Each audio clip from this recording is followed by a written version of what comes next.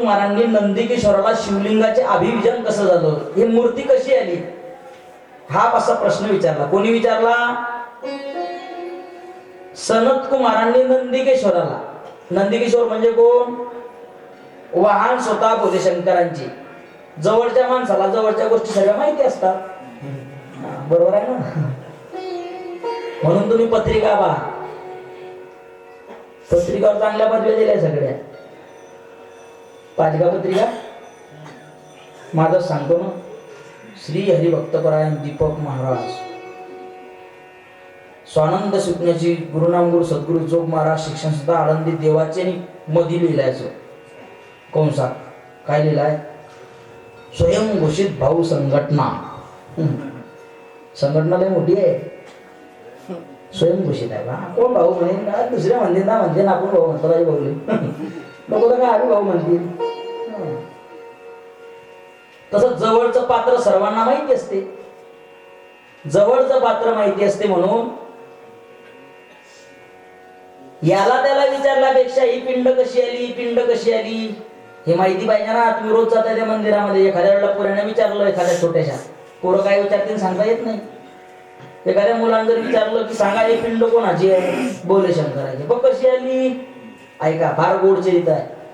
मंदराचल पर्वतावरती एक कथा विचारण्यात आली, ते महात्म्य आम्हाला सांगा. एकदा असं म्हणे, भगवान विष्णू क्षीरसागरावरती झोपलेले. भगवान परमात्म्याच्या राहण्याचे काही 2-3 ठिकाण आहे. भगवान परमात्म्याला जेव्हा भक्ताची आठवण येते तेव्हा भगवान परमात्मा कुठे राहतो?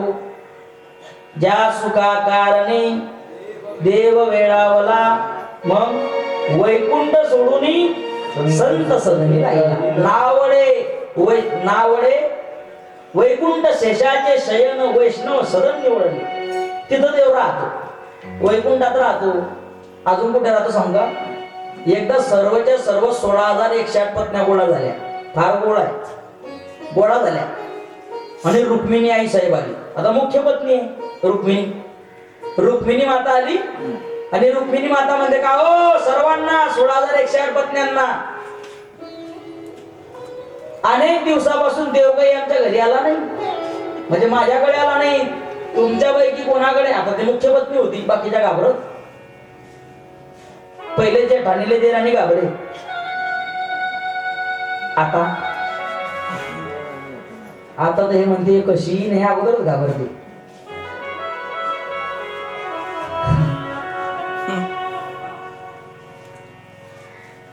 रुक्मिणी साहेब रागात, सांगा माझा पती परमेश्वर मालक माझ्याकडे बऱ्याच दिवसापासून दिसत नाही, कोणाकडे? ह्या सगळ्या गोळा झाल्या घाबरत. रुक्मिणी साहेब आमच्याकडे नाही, तुमच्याकडे नाही, तुमच्याकडे नाही, कोणाकडेच नाही. मग देव गेला कुठे? 16,108 कमी पडल्या का? 16,109 नंबरची जमल्याला गेला वाटते. देव गेला कुठे? मग कोणाला माहिती असेल पत्ता? कोणाला? शेंडीवाला. त्याला विचारला का, हो बरेच दिवस झाले देव आमच्याकडे नाही, देव कुठं आहे? त्याला नारदाने सांगितलं देव कुठं आहे? देव तुमच्याकडे नाही. ज्या अर्थी तुमच्याकडे नाही ते ऐका. द्वारकेचा राणा पांडवा घरी, द्वारकेचा राणा पांडवा घरी, द्वारकेचा राणा पांडवा घरी, द्वारकेचा राणा पांडवा घरी. ज्ञानदेव वासाठी एकूणा, ज्ञानदेव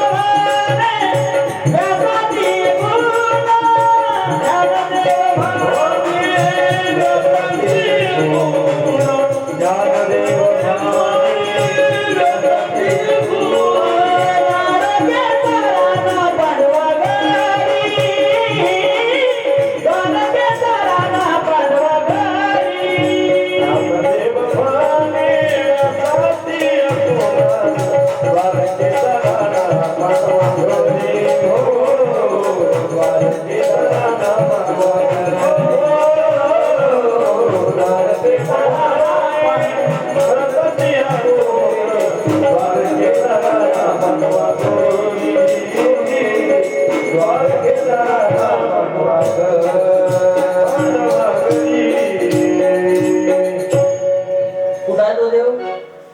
हरिपाठ रोज घेतो की आपण.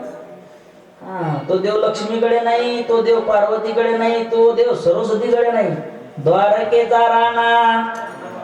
पण का राहतो महाराज? घर नाही का त्याचं? लहान घर आहे का त्याचं? पांडवांचं मोठं आहे का? पांडव कुठे राहतात? कुठं? अरे पहाते पांडव अखंड वनवासी, पण देव राहतो याचं कारण आहे परी त्या देवासी. त्या देवाचं भजन सतत करता म्हणून देव तिथं जाऊन राहतो. म्हणजे देव कुठं राहतो? जिथं भजन तिथं जगाचा मालक. आता इथंच कुठेतरी विष्णू भगवान तरी आहे आणि भगवान शंकरही आहे. जिथं भजन आहे तिथं जगाचा मालक आहेच. शीर्षयेवरती भगवान परमात्मा कधी कधी राहता सांगू? जेव्हा भगवान परमात्मा सर्व भक्तांचे काम करता करता थकला की मग झोपायला जातो शीर्षयेवरती झोपण्याकरता. कधी? कोजागिरी पौर्णिमा माहिती की नाही? आषाढी सुरू झाली की देव झोपला. आषाढीला गेले आपण, आषाढी झाली की देव झोपला. देव आषाढी एकादशीला झोपला की उठतो एका एकादशीला. कोणती? देव शयनी. शयनातून उठवण्याकरता मग भगवान परमात्मा ते उठतो. मग आराम करण्याकरता तिथं गेला. तिथलं चित्र फार गोड आहे. काय चित्र आहे? असं म्हणतात भगवान भोले शंकर, भगवान विष्णू झोपले, पण कशावर? शांताकारं भुजगशयनं पद्मनाभं सुरेशं. झोपले पण कशावर? भुजगशयनं म्हणजे भुजंगराव, सापायावर साप केलेले त्याच्यावर झोपले. एवढंच चित्र नाहीये. सापावर झोपले, त्याच्यापेक्षा गोड चित्र पाहण्याचं असं आहे की पार्वती पायाजवळ बसली लक्ष्मी माता आणि लक्ष्मी पाय दाबते. किती सुंदर चित्र आहे. पाहायला भेटते का ताई चित्र? म्हणजे भगवान विष्णू झोपले, पार्वती पाय दाबते. आता चित्र असं दिसते बा. पार्वती टीव्ही पाहते आणि शंकर शेंगा शिरतो वालाच्या तुरीच्या. आणि शिरता शिरता पाणी जर आलं ना आले मग मोटर लावा, माझी उद्या तो मी चिपकली तर काय. मग लावला. एक काम करा, त्या टाकी गायची धुईल मी, तिला जरा पाणी देवा भरा. मग तू धुई ना हातनी पुरं, तिला जरा खंगाय म्हणजे. एक काम करता मग खंगाईच भरून बी ठेवा.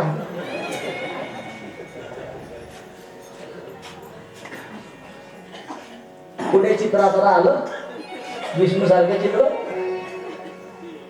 टीव्हीचं रिमोट सुटलं तर मग विष्णू आहे, ना तर मेला विष्णू उपाशी. नाही तर नाही.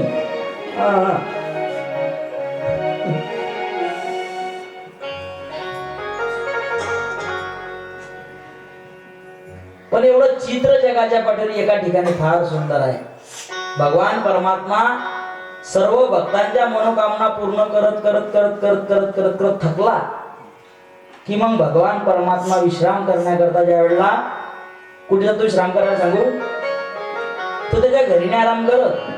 तुम्हाला जर आराम करणार आहे सगळे तर तुमचा आराम फक्त एका ठिकाणी होऊ शकतो. कुठे सांगू? टाका टाका तुमच्या सासरवाडी. तुम्ही म्हणसाल कसं? अरे भगवान विष्णू कुठे? क्षीरसागरामध्ये. क्षीरसागर कोण आहे? अरे सासरवाडी ना. भगवान लक्ष्मी माता कोण आहे? अरे सागराची कन्या आहे. माले पाहिजे की नाही आराम करायला सासरवाडी ते? तुम्ही तर तेच वाट पाहताय बापरे.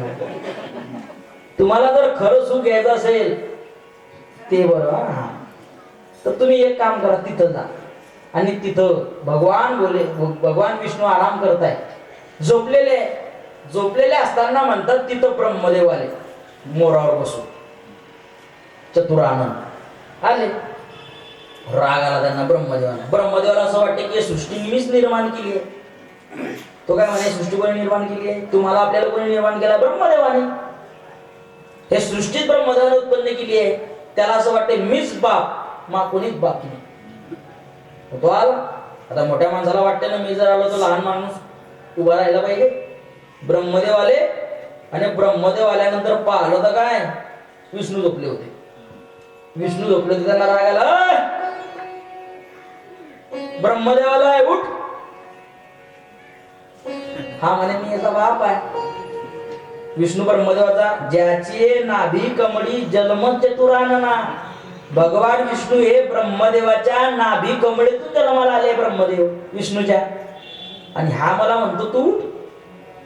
मग ते एकामेकांमध्ये चर्चा चालली, जरा हसायला लागले ब्रह्मदेव. हा म्हणायचा मी मोठा आणि तो म्हणायचा मी मोठा. विष्णू म्हणायचे मी ईश्वर आहे, चराचराचा स्वामी आहे, मला वंदन कर. जरा राग आला विष्णूला, ब्रह्मदेवाचा राग. ब्रह्मदेवा रागाने म्हणतो, हे काय बोलतो, मी तुझा रक्षक आहे, मी सर्व सृष्टी निर्माण केली.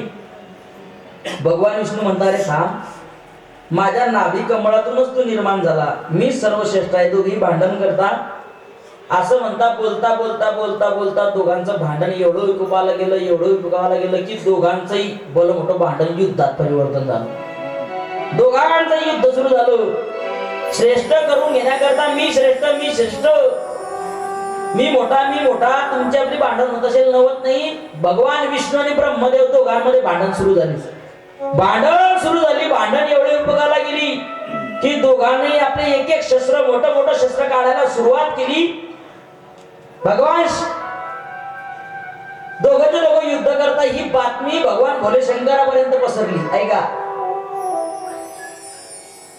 दोघांचं युद्ध एवढं रंगलं की बस आता प्रत्येकाजवळ जे मोठं अस्त्र आहे, ब्रह्मदेवाकडे माहेश्वर आणि पाशुपत, असं दोघांचे दोघं शस्त्र एकामेकावरती सोडणार. त्यावेळेला सर्वचे सर्व देवतागण भगवान शंकराकडे गेले, त्यांना बातमी दिली तुंबराने की ऐका हो, या पृथ्वीचा विध्वंस होईल. आता युक्रेन आणि रशियाचं मागे युद्ध चालू होतं. युद्ध चालू झालं तर त्यांच्याकडे प्रत्येकाकडे असे काही बॉम्ब आहे, समजा अणुबॉम्बच घ्या, एखाद्या नगरीवर एखाद्या देशावरती पडला तर जीवित हानी होईल ते सोडा, पण हजारो वर्ष तिथं गवतही उगवणार नाही. मग सर्व देवतागण घाबरायला लागले की हे युद्ध सामान्य नाही. ते का सामान्य आहे का, गावातल्या दोन लोकांचं, ज्यांनी सृष्टी निर्माण केली आणि जो हे सृष्टीचं पालन करतो, अशा भगवान ब्रह्मदेवाचं आणि भगवान विष्णूचं युद्ध फार रंगलं, फार जोरात युद्ध सुरू झालं. आणि युद्ध सुरू असताना असं वाटलं की बस आता दोघेचे दोघे माहेश्वर आणि पशुपती हे अस्त्र एकामेकावरती फेकणार आणि या जगाचा सर्वनाश होणार. तेवढ्यात भोले शंकर आपली एक निर्गुण असलेली निराकार रूप सोडून त्या दोघांच्या मध्ये एका स्तंभ रूपाने प्रकट झाले. नमः पार्वती पते हर हर महादेव. स्तंभ रूपाने प्रकट झाले. स्तंभ रूपाने, तीन म्हणजे तीन.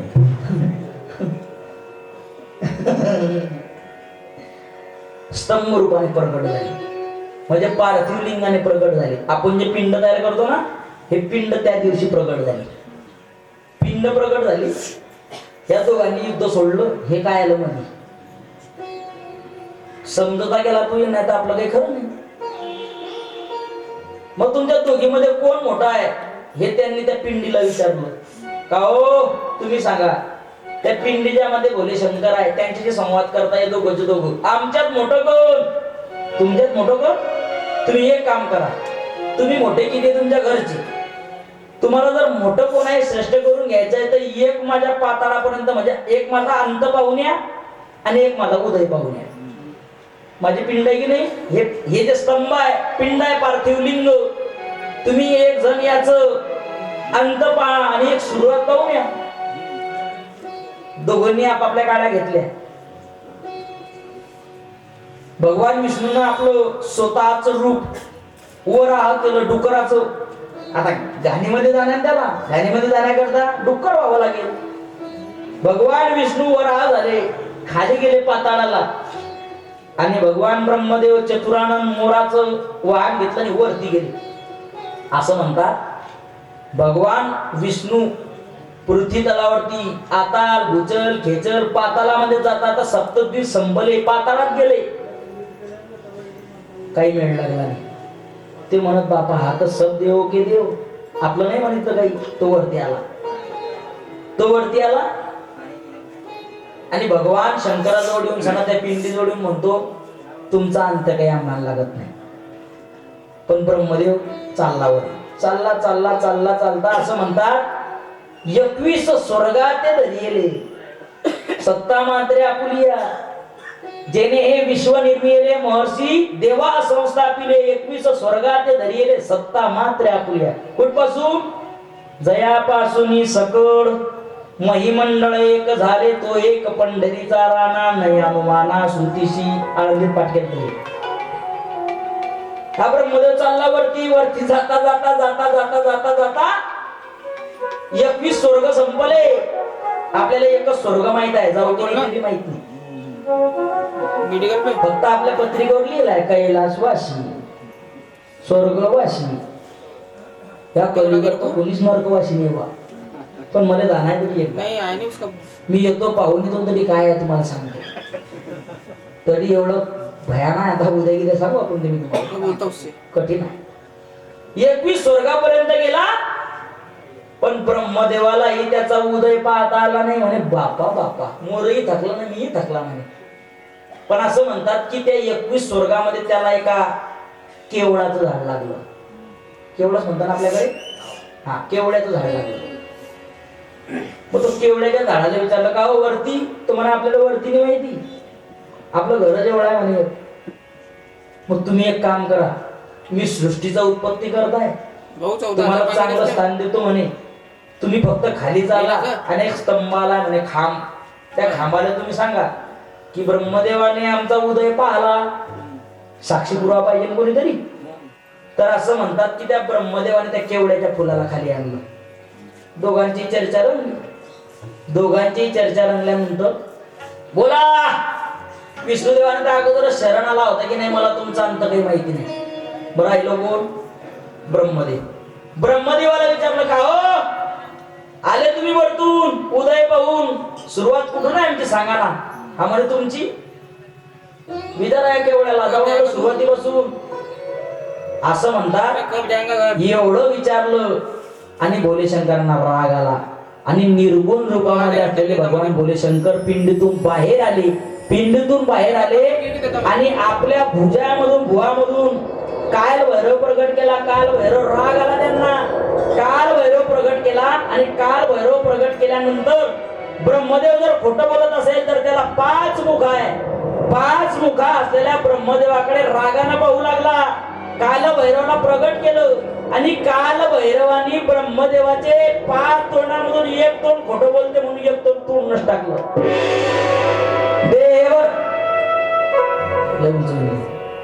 देवराज सेव्यमान पावनाग्री पंकजम बिंदु शेखरम उपाकरम नारदादि योगी वृंद वंदितम दिगंबरम काशिकापुरादिनाथ काल भैरवं भजे काल भैरवं भजे. देवराज सेव्यमान पावनाग्री पंकजम सूत्र बिंदु शेखरम उपाकरम नारदादि योगी वृंद वंदितम दिगंबरम काशिकापुरादिनाथ काल भैरवं भजे. भानुकोटि भास्वरं भवादि तारकं परं नीलकंठ विस्ततादायकं त्रिलोचनं कालकालकं मुजाक्षमक्षशूलमक्षरं काशिकापुरादिनाथ काल भैरवं भजे काल भैरवं भजे काल भैरवं भजे. बाहेर आल्यानंतर थांबला नाही. देवराज सेव्यमान पावनाग्री पंकजम वाळ यज्ञ सूत्र बिंदु शेखरम कृपाकरम नारदादि योगी वृंद वंदितम दिगंबरम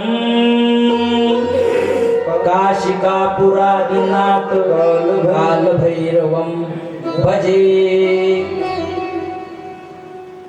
म्हणून आहे का ब्रह्मदेवाला अगोदर किती तोंड होते? 5. खोटं बोलला तर एक ब्रह्मदेवाचं काल भैरवाने शीर्षेदन केलं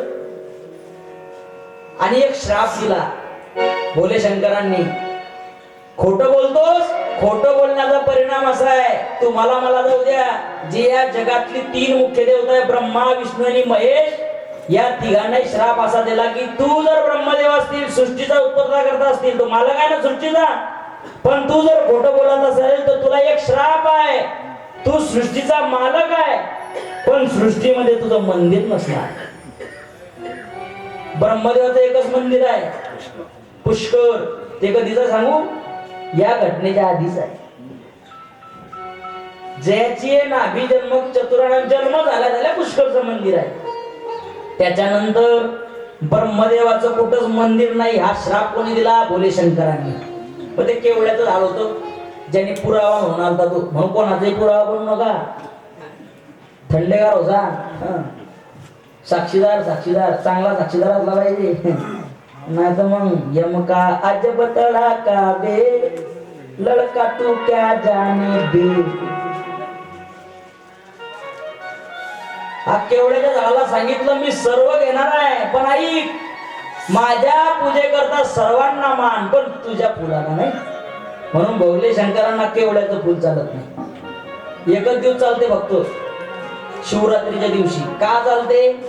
ज्या दिवशी इहलोकावरती भगवान भोले शंकराची पार्थिव लिंग उपस्थित झाली, ज्या दिवशी पिंडीची पूजा सुरू झाली, ज्या दिवशी भोले शंकरांनी पिंडीच्या रूपाने जन्म घेतला, ती रात्र म्हणजे शिवरात्र. नमः पार्वती पते हर हर.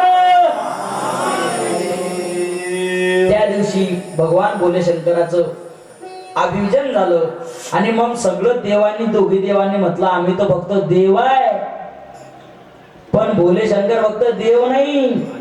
चिता भस्म से रोज इनका होता रूप सुनार, चिता भस्म से रोज इनका होता रूप सुनार, हो चिता भस्म से रोज इनका होता रूप सुनार. सभी देवों के महादेवा,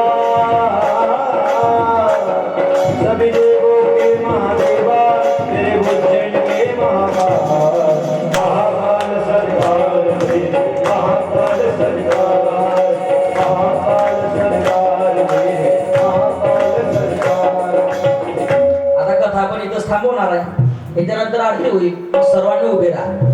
भोले शंकर प्रगट झाले म्हणजे जगाचा जन्म झाला की नाही.